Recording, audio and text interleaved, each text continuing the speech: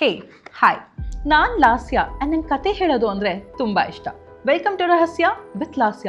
ಇವತ್ತು ನಿಮಗೆ ಒಂದಲ್ಲ ಎರಡೆರಡು ಕತೆ ಹೇಳೋ ಟೈಮ್. ಅನಂತವರು ತುಂಬ ಗಾಬರಿಯಿಂದ ಶಂಕರ್ಗೆ ಸರ್ ಇಲ್ಲಿ ತುಂಬ ಸ್ಲೋ ಆಗಿ ಓಡಿಸಿ, ತುಂಬ ಅಂದರೆ ತುಂಬ ಸ್ಲೋ ಆಗಿ ಓಡಿಸಿ, ಇದು ಸರಿ ಇಲ್ಲ, ಈ ಜಾಗ ನೀವು ಕರ್ಕೊಂಬಂದಿರೋದು ಅನಂತನೇ ಆಗಿದ್ರೆ ಅವ್ರು ತೀರ್ಕೊಂಡು 3 ವರ್ಷ ಆಗಿದೆ ಅಂತ ಅವರು ಫೋಟೋನ ತೋರಿಸ್ತಾರಂತೆ. ಅವ್ರಿಗೆ ಅವ್ರ ಹಿಂದೆ ಯಾರೋ ಫಾಲೋ ಮಾಡ್ಕೊಂಡ್ಬಂದಂತಹ ಒಂದು ಎಕ್ಸ್ಪೀರಿಯನ್ಸ್ ಆಗುತ್ತೆ, ಅವ್ರಿಗೆ ಸೆನ್ಸ್ ಆಗುತ್ತೆ ಯಾರೋ ಅವ್ರ ಹಿಂದೆ ಬರ್ತಾ ಇದ್ದಾರೆ ಅಂತ. ಇವ್ರು ತಿರುಗಿ ನೋಡೋದಿಲ್ಲ. ತಗಿ ಆಚೆ ಬಾ ಅಂತ ಕರೀತಾ ಇದ್ದಾರೆ. ತಗಿ, ಇಲ್ಲ ನನ್ನನ್ನು ಬಿಡು, ಇಲ್ಲ ನೀನು ಆಚೆ ಬಾ ಅಂತ ಕೇಳ್ತಾ ಇದ್ದಾರಂತೆ. ಶಂಕರು ಆ 2 ತಪ್ಪನ್ನು ಮಾಡಿಲ್ಲ. ಕಣ್ಣು ಮುಚ್ಚಿ ಕಣ್ಣು ಬಿಡ್ತಾರೆ. ಅದೇ ವ್ಯಕ್ತಿ ಇವ್ರು ಯಾರು ಮಾರ್ಕೆಟ್ ರೋಡ್ ಹತ್ರ ನೋಡಿದ್ರು, ಸಿಗ್ನಲ್ ಹತ್ರ ನೋಡಿದ್ರು, ಅದೇ ವ್ಯಕ್ತಿ ಇವ್ರ ಎದೆ ಮೇಲೆ ಕುತ್ಕೊಂಡು ಒತ್ತುತ್ತಾ ಇದ್ದಾರಂತೆ.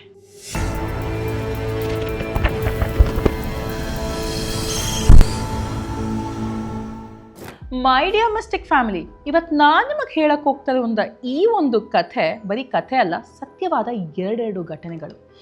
ಈ 2 ಘಟನೆಗಳು ನಡೆದಿದ್ದು ಒಬ್ರ ಜೊತೆನೆ. ಅವರೇ ಶಂಕರ್. ಈತ ಒಬ್ಬರು ಕ್ಯಾಬ್ ಡ್ರೈವರ್.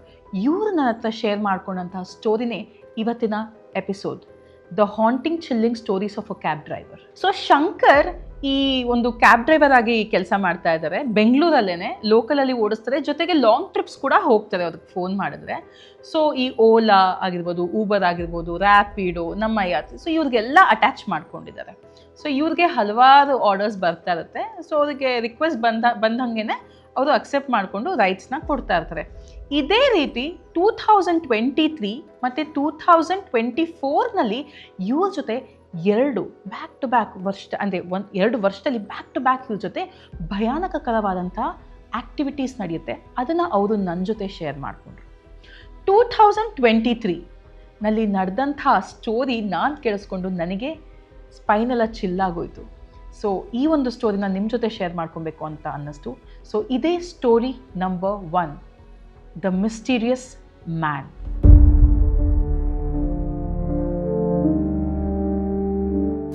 ಅವತ್ತು ಸಾಯಂಕಾಲ ಒಂದು 7 ಗಂಟೆ ಹಂಗೆ ಇವರಿಗೆ ಎಲೆಕ್ಟ್ರಾನಿಸಿಟಿಗೆ ಒಂದು ರಿಕ್ವೆಸ್ಟ್ ಬರುತ್ತೆ, ರೈಡ್ ರಿಕ್ವೆಸ್ಟ್ ಬರುತ್ತೆ ಶಂಕರ್ ಅವ್ರಿಗೆ. ಅದನ್ನು ಅಕ್ಸೆಪ್ಟ್ ಮಾಡಿಕೊಂಡು ಎಲೆಕ್ಟ್ರಾನಿಸಿಟಿಗೆ ಡ್ರಾಪ್ ಮಾಡೋ ಅಷ್ಟರಲ್ಲಿ 9:30 ಆಗಿಬಿಟ್ಟಿದೆ. ನಿಮಗೆ ಗೊತ್ತು Bangalore traffic, especially silk board Electronic City ಕಡೆ ಹೇಗಿರುತ್ತೆ ಅಂತ ನಿಮಗೆ ಚೆನ್ನಾಗಿ ಗೊತ್ತು. ಸೊ ಅವ್ರು ಪಿಕ್ ಮಾಡೋದು MG ರೋಡಿಂದ, ಅಲ್ಲಿಂದ ಎಲೆಕ್ಟ್ರಾನಿಕ್ ಸಿಟಿ ರೀಚ್ ಆಗಿ ಅವ್ರನ್ನ ಡ್ರಾಪ್ ಮಾಡಿ ಇವ್ರು ವಾಪಸ್ಸು ಸಿಲ್ಕ್ ಬೋರ್ಡ್ ಹತ್ರ ಬರೋ ಅಷ್ಟರಲ್ಲಿ 10:30-11 ಗಂಟೆ ಆಗಿಬಿಟ್ಟಿರುತ್ತೆ. ಆ ಸಂದರ್ಭದಲ್ಲಿ ಇವ್ರಿಗೆ ವಾಶ್ರೂಮ್ ಯೂಸ್ ಮಾಡಬೇಕು ಅಂತ ಅನ್ಸುತ್ತೆ. ಪಾಪ ಅವರು ರೋಡಲ್ಲಿ ಎಲ್ಲಿ ಹೋಗ್ತಾರೆ, ಒಂದು ಮರದ ಹತ್ರ ಕಾರ್ನ ನಿಲ್ಲಿಸ್ಕೊಂಡ್ಬಿಟ್ಟು ಅವ್ರು ನೇಚರ್ ಕಾಲ್ನ ಅಟೆಂಡ್ ಮಾಡಿಬಿಟ್ಟು ವಾಪಸ್ ಬಂದು ಕುತ್ಕೊಂತಾರೆ. ಆಗ ಆ ಮರದ ಸೈಡಿಂದ ಒಬ್ಬ ವ್ಯಕ್ತಿ ಬರ್ತಾನೆ. ಬಂದ್ಬಿಟ್ಟು, ಸರ್ ನನ್ನ ಒಂದು ಸ್ವಲ್ಪ ಮನೆಗೆ ಡ್ರಾಪ್ ಮಾಡಿಬಿಡಿ, ನನ್ನ ಹತ್ರ ಫೋನ್ ಇಲ್ಲ, ಈ ಆ್ಯಪೆಲ್ಲ ನಿಮ್ಮದು ಬುಕ್ ಮಾಡೋದಕ್ಕೆ, ನನ್ನ ಒಂದು ಸ್ವಲ್ಪ ಮನೆ ಹತ್ರ ಡ್ರಾಪ್ ಮಾಡಿಬಿಡಿ, ನಮ್ಮ ಮನೆ ಇಲ್ಲೇ ಕೋರಮಂಗ್ಲನಲ್ಲಿ ಅಂತ ಹೇಳ್ತಾರೆ. ಕೋರಮಂಗ್ಲನಲ್ಲಿ ಎಲ್ಲಿ ಅಂತ ಕೇಳಿದಾಗ, ಕೋರಮಂಗ್ಲ ಅಂದರೆ ಎಕ್ಸಾಕ್ಟ್ ಕೋರಮಂಗ್ಲ ಅಲ್ಲ, ಈ ಕಡೆ ಒಂದು ಸ್ವಲ್ಪ HSR ಲೇಔಟ್ ಕಡೆ ಅಂತ ಒಂದು ಸ್ವಲ್ಪ ತಳ್ತಾರೆ ಅದನ್ನು. ಸೊ ಈತನ ಮನೆ ಇದ್ದಿದ್ದು ಈ ಕಡೆ north Bangalore Hebbal side. Sir ನನಗೆ ತುಂಬ ರೌಂಡ್ ಅಬೌಟ್ ಆಗಿಬಿಡುತ್ತೆ, ನಾನು ಸೀದಾ ಮನೆಗೆ ಹೋಗೋ ಟೈಮ್ ಆಯಿತು, ಕಷ್ಟ ಆಗುತ್ತೆ, ನೀವು ಆ್ಯಪ್ ಬೇರೆ ಇಲ್ಲ ಅಂತೀರಾ, ನನಗೆ ಹೆಂಗೆ? ಇಲ್ಲ ಸರ್, ನಾನು ದುಡ್ಡೇ ಕೊಟ್ಬಿಡ್ತೀನಿ, ನಿಮಗೆ ಕ್ಯಾಶೇ ಕೊಟ್ಬಿಡ್ತೀನಿ, ದಯವಿಟ್ಟು ನನ್ನ ಮನೆಗೆ ತಲುಪಿಸ್ಬಿಡಿ ಅಂತ ಹೇಳ್ತಾರೆ. ಸರಿ ಆಯಿತು ಅಂದ್ಬಿಟ್ಟು ಇವರು ಕೂರಿಸ್ಕೊಂಡು ಹೊರಡ್ತಾರೆ ಸಿಲ್ಕ್ ಬೋರ್ಡ್ ಕಡೆಯಿಂದ.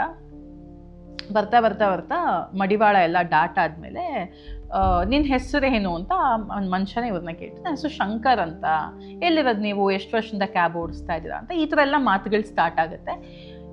ಅವ್ರ ಬಗ್ಗೆ ಎಲ್ಲ ಹೇಳಿ ನಿಮ್ಮ ಹೆಸರೇನು ಅಂತ ಕೇಳ್ತಾರೆ. ಆಗ ಅವರು ನನ್ನ ಹೆಸರು ಅನಂತು ಅಂತ ಹೇಳ್ತಾರೆ. ಹೌದಾ, ಸರಿ ಆಯಿತು ಅಂದ್ಕೊಂಡು ಇಬ್ಬರು ಬರ್ತಾರೆ.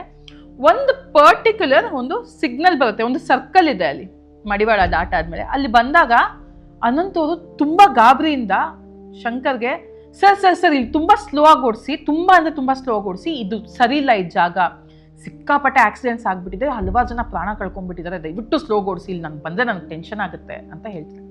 ಶಂಕರ್, ಸರ್ ನಾನು ಯೂಶಲಿ ಓಡಿಸೋದೇ ಮೆತ್ತಿಗೆ, ನೀವು ಅವಾಗಿಂದ ಕೂತಿದ್ದೀರಾ ನಿಮಗೆ ಗೊತ್ತಿರ್ಬೋದು, ನಾನು ಓಡಿಸೋದೇ ಮೆತ್ತಿಗೆ, ನೀವು ಗಾಬರಿ ಆಗಿಬಿಡಿ, ಆರಾಮಾಗಿ ಕೂತ್ಕೊಳ್ಳಿ, ಸೀಟ್ ಬೆಲ್ಟ್ ಹಾಕ್ಕೊಳ್ಳಿ ನೀವು ಅಂತ ಹೇಳ್ತಾರೆ.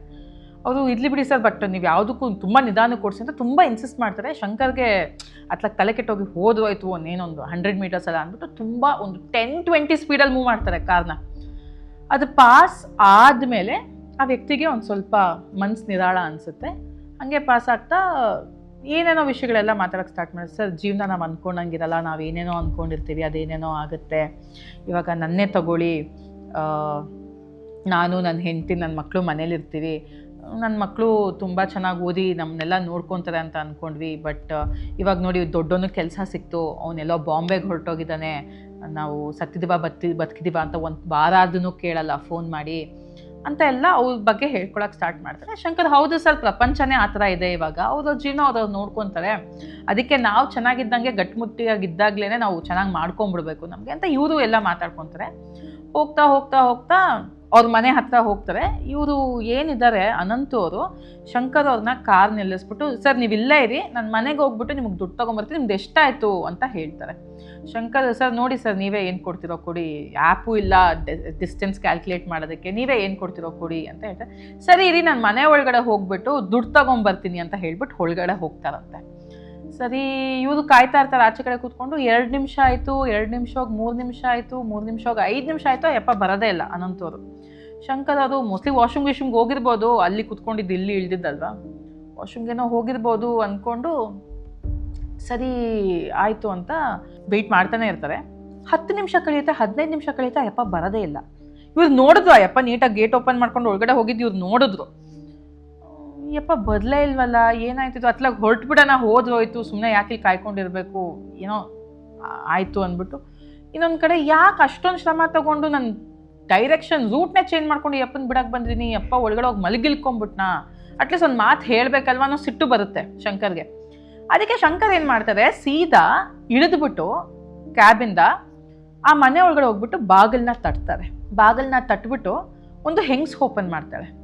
ಓಪನ್ ಮಾಡಿದಾಗ, ಮೇಡಮ್ ನಾನು ಇವಾಗ ತಾನೇ ಒಬ್ರನ್ನ ಇಲ್ಲಿ ಡ್ರಾಪ್ ಮಾಡಿದೆ, ಅವರು ನನಗೆ ದುಡ್ಡು ಕೊಡ್ತೀನಿ ಅಂತ ಮನೆ ಒಳಗಡೆ ಬಂದು ವಾಪಸ್ ಬದಲೆಲ್ಲ ಮಲಗಿಲ್ಕೊಂಬಿಟ್ರ ನಿಮ್ಮ ಯಜಮಾನ್ರು ಅಂತ ಕೇಳ್ತಾರೆ.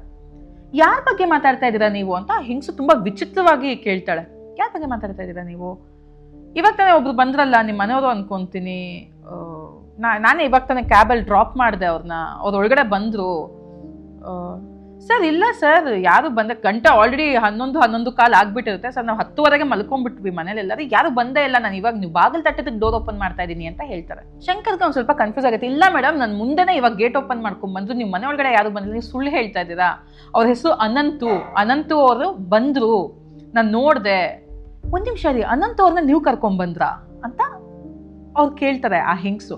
ಹೌದು ನಾನೇ ಕರ್ಕೊಂಡ್ಬಂದಿದ್ದು, ನಾನು ಕಾರಿಂದನೇ ಇಳಿದ್ಬಿಟ್ಟು ಅವರು ಅಲ್ಲಿಂದ ಹತ್ಕೊಂಡು ನಾವು ಮಾತಾಡ್ಕೊಂಡ್ಬಂದ್ವಿ, ನಿಮ್ಮ ಮಗ ಯಾರೋ ಬಾಂಬೆನಲ್ಲಿ ಇದ್ದಾನಂತೆ, ಅವ್ನು ಸರಿಯಾಗಿ ನಿಮ್ಮನ್ನ ವಿಚಾರಿಸ್ಕೊತಾ ಇಲ್ವಂತೆ, ಕೆಲಸ ಅಂತ ಹೋದವನು ಸರಿಯಾಗಿ ಫೋನ್ ಮಾಡಲ್ವಂತೆ. ಅವ್ರಿಗೆ ಫುಲ್ಲು ಶಾಕ್ ಆಗಿಬಿಡುತ್ತೆ. ಇವರು ಶಂಕರ್ ಹೇಳ್ತಾ ಅದನ್ನೆಲ್ಲ ಕೇಳಿಸ್ಕೊಂಡು, ನಿಮ್ಗೆ ಈ ವಿಷಯ ಎಲ್ಲ ಹೆಂಗೆ ಗೊತ್ತಾಯಿತು, ಅನಂತವರೇ ಹೇಳಿದ್ರು, ಅವ್ರು ಹೇಳ್ದೆ ನಂಗೆ ಹೆಂಗೆ ಗೊತ್ತಾಗಕ್ಕೆ ಸಾಧ್ಯ ಅಂತ ಹೇಳ್ತಾರೆ. ಸರಿ ಅವ್ರನ್ನ ಒಳಗಡೆ ಕರೆದ್ಬಿಟ್ಟು ಸರ್ ಒಂದು ಸ್ವಲ್ಪ ನೀರು ಕುಡೀರಿ ಅಂತ ಹೇಳ್ತಾರೆ.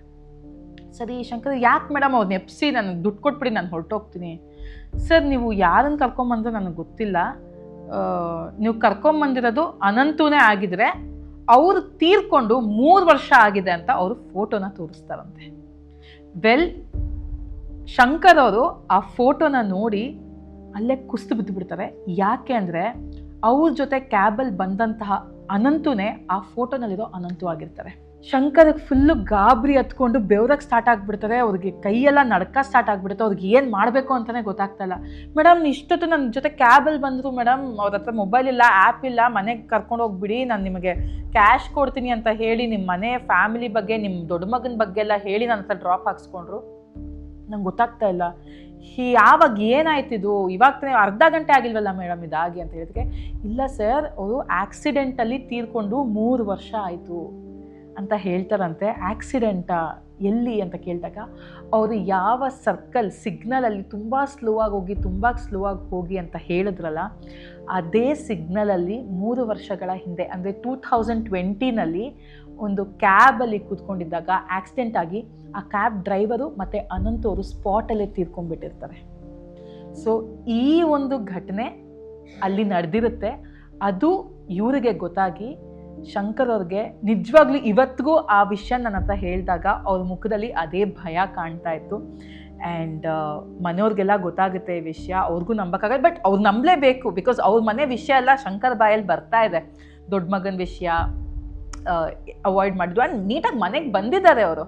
ಸೊ ಅರ್ಥ ಮಾಡ್ಕೊಂಡು ಅದಾದ್ಮೇಲೆ ಅವ್ರ ಮನೇಲಿ ಏನೋ ಪೂಜೆ ಎಲ್ಲ ಮಾಡಿಸಿದ್ರಂತೆ. ಶಂಕರ್ ಅವರು ಕೂಡ ಅದಾದಮೇಲೆ ದೇವಸ್ಥಾನಕ್ಕೆಲ್ಲ ಹೋಗಿ ಬಂದ್ರಂತೆ. ಸೊ ಇದಾಗಿತ್ತು ಅವರ first terrific and horrific experience, the mysterious man.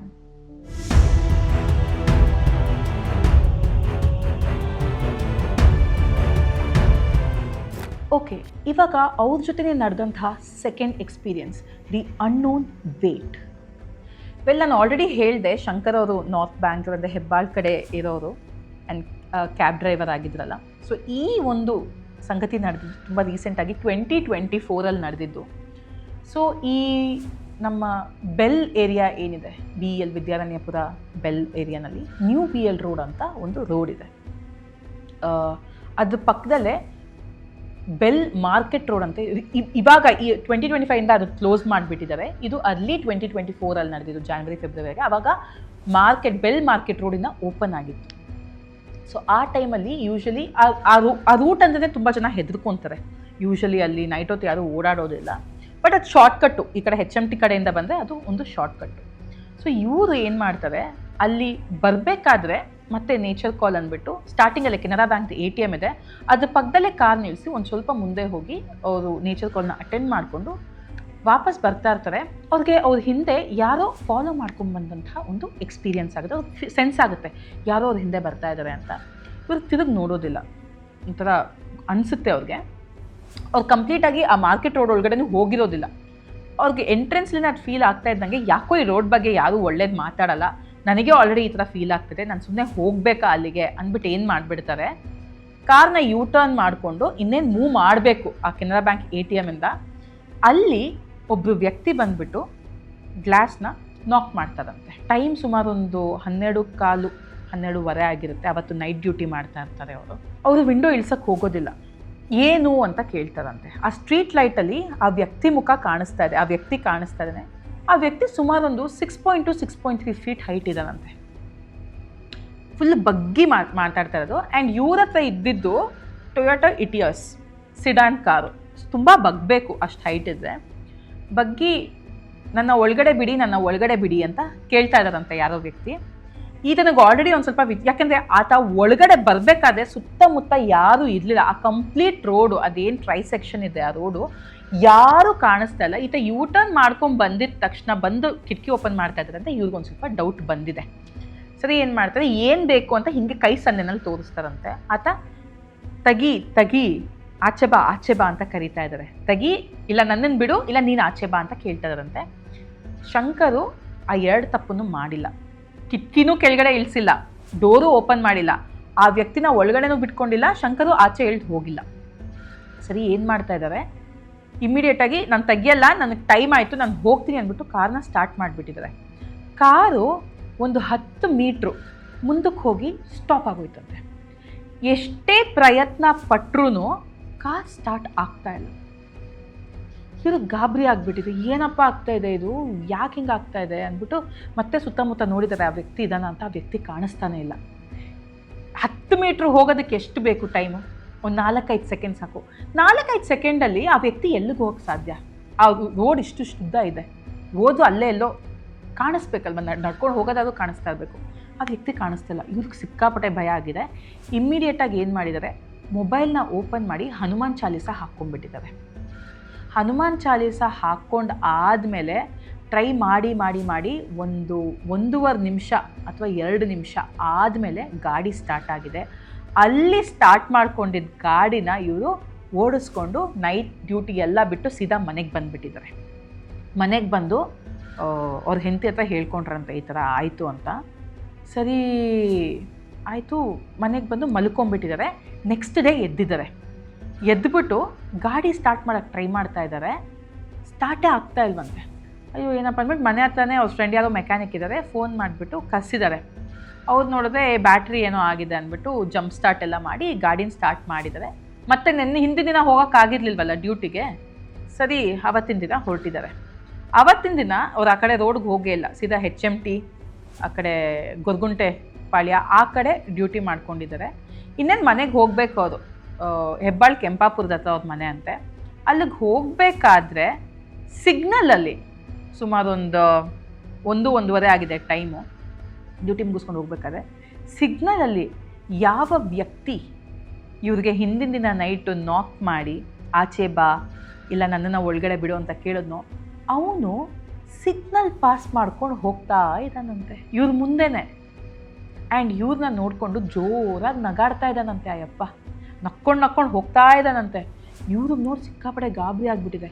ಅಲ್ಲಿದ್ದಂಥ ವ್ಯಕ್ತಿ ಇಲ್ಲಿಗೆ ಹೆಂಗೆ ಬಂದ, ಇವನು ಯಾಕೆ ನನ್ನನ್ನು ನೋಡಿ ನಗಾಡ್ತಾ ಇದ್ದಾನೆ ಅಂತ ಅಂದ್ಕೊಂಡು ಹೆದರ್ಕೊಂಡೇ ಮನೆಗೆ ಹೋಗಿದ್ದಾರೆ. ಅವತ್ತು ಹೆದರ್ಕೊಂಡು ಮನೆಗೆ ಹೋಗಿ ಮತ್ತೆ ಹೆಂಡತಿಗಿತ್ರ ನೆನೆ ನಂಗೆ ಕಾಣಿಸ್ದ ಅಂತ ಹೇಳಿದ್ನಲ್ಲ, ಅವನು ನನಗೆ ಸಿಗ್ನಲ್ ಪಾಸ್ ಆಗೋದು ನಾನು ನೋಡಿದೆ, ಅವನು ನಾನು ನೋಡ್ಕೊಂಡು ನಕ್ಕೊಂಡು ಹೋದ ಅಂತ ಹೇಳ್ಕೊಂಡ್ರಂತೆ. ಇವ್ರ ಹೆಂಡತಿಗೆ ಯಾಕೆ ಹಿಂಗೆಲ್ಲ ಆಯಿತು ಅಂದ್ಬಿಟ್ಟು ಸರಿ ಮನೆಗೆ ಬನ್ನಿ ಅಂದ್ಬಿಟ್ಟು ಊಟ ಗೀಟ ಮಾಡಿ ಲೈಟಾಗಿ ಊಟ ಮಾಡ್ಕೊಂಡು ಮಲಗಿಬಿಟ್ಟಿದ್ದಾರೆ. ನೈಟ್ ಕನಸಲ್ಲೂ ಕೂಡ ಆ ವ್ಯಕ್ತಿ ಬಂದ್ಬಿಟ್ಟು ಇವ್ರು ಕುತ್ತಿಗೆ ಇಸ್ಕೋ ಥರ ಕನಸಂತ ಇವ್ರಿಗೆ ಕಂಡುಬಿಟ್ಟಿದ್ದಾರೆ. ಅಂದರೆ ಎಚ್ಚರ ಆಗಿದೆ ಅವ್ರಿಗೆ. ಅದೇ ಹೆವಿನೆಸ್ಸು ಮತ್ತೆ ಅವ್ರಿಗೆ ಎದೆ ಮೇಲೆ ಪ್ರೆಸ್ ಮಾಡ್ದಂಗೆ ಆಗಿದೆ. ಎದ್ದಾದಮೇಲೆ ಅವ್ರಿಗೆ ಕಿರ್ಚಕ್ಕಾಗ್ತಾ ಇಲ್ಲ, ಮಾತಾಡೋಕ್ಕಾಗ್ತಾಯಿಲ್ಲ, ವಾಯ್ಸ್ ಆಚೆ ಕಡೆ ಬರ್ತಾ ಇಲ್ಲ.